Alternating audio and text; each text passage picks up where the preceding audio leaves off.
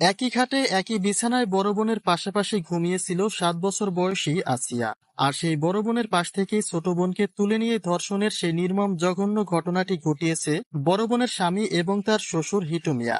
যে চাঞ্চল্যকর তথ্যই এবার ফাঁস করলেন আসিয়ার বড় বোন। একই ঘরে এত বড় একটা দুর্ঘটনা কিভাবে ঘটলো, আর সে সময় তিনি কোথায় ছিলেন এবং কি করেছেন, যার সম্পূর্ণ বিবরণ এবার দিয়েছেন আসিয়ার বড় বোন। গরমের ছুটিতে বোনের বাড়িতে বেড়াতে যায় তৃতীয় শ্রেণীতে পড়ুয়া আসিয়া। আর এবারেও স্কুল ছুটি পেয়েই বোন জামাইয়ের বাড়িতে যাওয়া হয় তার। কিন্তু ফিরে আসাটা যে হবে এতটা নির্মম তা কে জানত। বোনের শ্বশুরের লালসার শিকার তাকে হতে হলো। কিন্তু উল্লেখিত ঘটনাটি ঘটল একই ঘরে পরিবারের সকলের সামনেই, যে বিষয়টি অবাক করেছে গোটা দেশবাসীকে। মাত্র 7 বছর বয়সী শিশুর সঙ্গে কেন ঘটল এমন ঘটনা, এবং তার পেছনে কি উদ্দেশ্য রয়েছে, সেই প্রশ্নের মুখোমুখি আসিয়ার বড় বোন। এটা বলেন বলেন।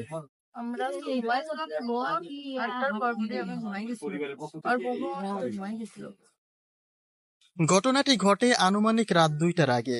কেননা রাতের খাবার শেষ করে ছোট বোন এবং স্বামীকে সঙ্গে নিয়ে একই খাটে ঘুমিয়েছিলেন আসিয়ার বড় বোন। কিন্তু সেই নিদ্রায় ঘুম ভাঙে তার সেহেরি সময় পার করে। তিনি ঘুম থেকে উঠে দেখেন বোন তার পাশে নেই, সে শ্বশুরের ঘরে ফ্লোরের উপরে পড়ে আছে। যদিও তখন পর্যন্ত ঘটনাটি আঁচ করতে পারেননি বড় বোন। তিনি ভেবেছিলেন হয়তোবা অন্য কোনো কারণে অসুস্থ হয়ে পড়েছে ছোট বোন।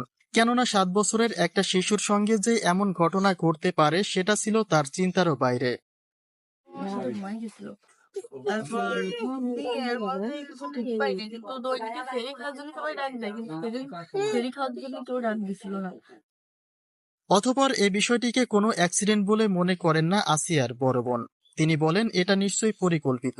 কেননা যেহেতু বোনের পাশে তার স্বামী ছাড়া আর কেউ ছিল না, তাহলে এই কাজে হিটু মিয়াকে সহযোগিতা করতে রুমের দরজা নিশ্চয়ই তিনিই খুলেছেন, এবং তাকেও নিশ্চয়ই খাবারের সঙ্গে ঘুমের ওষুধ দিয়েছিল তার শাশুড়ি। নয়তো এতটা গভীর ঘুমে আচ্ছন্ন তিনি হতে পারেন না। অর্থাৎ এই পুরো বিষয়টি ছিল পরিকল্পিত।